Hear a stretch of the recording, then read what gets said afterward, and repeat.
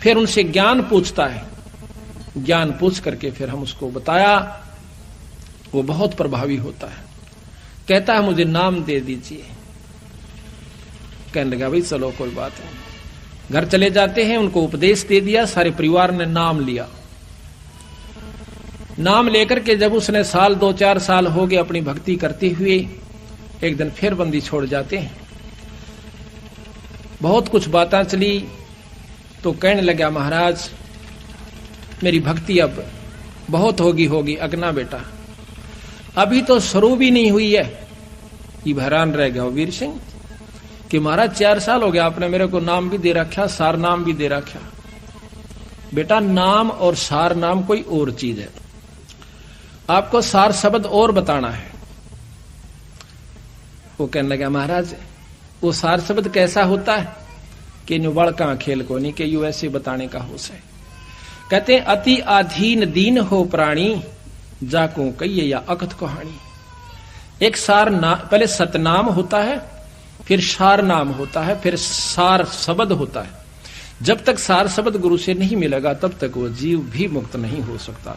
इतनी लंबी प्रक्रिया इस काल से छुटवाउन की सतगुरु महाराज ने बताई, और हम इसको बच्चों का खेल समझ रहे हैं। तो महाराज मैंने सार शब्द दे दो, किसी लिए आया हूं। एक काम कीजिए कि क्या महाराज आपके गांव में, आपके नगर में एक ब्राह्मणी रहती है विधवा, और उसके पास एक धोती है, उसको ले आइए। और क्योंकि मुझे धोती एक साफ कपड़े की आवश्यकता पड़ेगी जब मैं आपको नाम दूं, और धोती भी वो लाना जो उसने अपने आंगन में एक कपास की बाड़ी के पौधे, वो एक कपास के उस बाड़ी के अंदर, और उस कपास के पौधों को गंगा जल से अपने सिर पर मटके ला के सींचा, और सींच के उनको तैयार किया। तैयार करके अपने हाथ से काट के, यानी उसको लोडा, फिर काटा, काट करके वह धोती तैयार कर रखी है, वो लाना।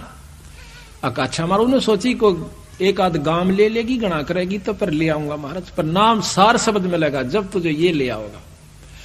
अब वो वीर सिंह बघेला अपने सर्वेंट नौकर को लेकर के 5-7 सिपाहियों को जाता है, जाके बता दिया कि महाराज आ रहे हैं। उसने आसन दे दिया, बिछा दिया, दूध का लोटा भर के लाई, महाराज दूध पी लो। कहने लगा बहन दूध मैं जब पीऊंगा जब आप मेरी एक प्रार्थना स्वीकार कर लोगे। हुक्म करो परवरदिगार, आप तो मालिक हो प्रजा के, आपने प्रार्थना हुक्म करो कि मैं एक सार शब्द प्राप्त करना है अपने गुरु से, और वो मुझे जब मिलेगा जब मैं आपसे धोती ले जाऊंगा। कौन सी धोती महाराज? सैकड़ों धोतियां हैं, जो चाहो सो ले। कि वो धोती जो आपने ऐसे ऐसे तैयार करी है। वो कहने लगी महाराज यह धोती मैं नहीं दे सकती आपको। क्यों? क्योंकि ये मैंने अपने इष्ट जगन्नाथ के लिए तैयार कर रखी है, और इसमें मेरा एक एक प्रेम मेरे इष्ट के नाम पर प्रो रखा मैं नहीं दे सकती। मेरा सिर काट दे, परिवार ने खत्म कर दे, देश निकाला दे राजन, या कौन दो, ये मेरे भगवान की खातिर से। अब ज्ञान हो चुका था, उपदेशी था।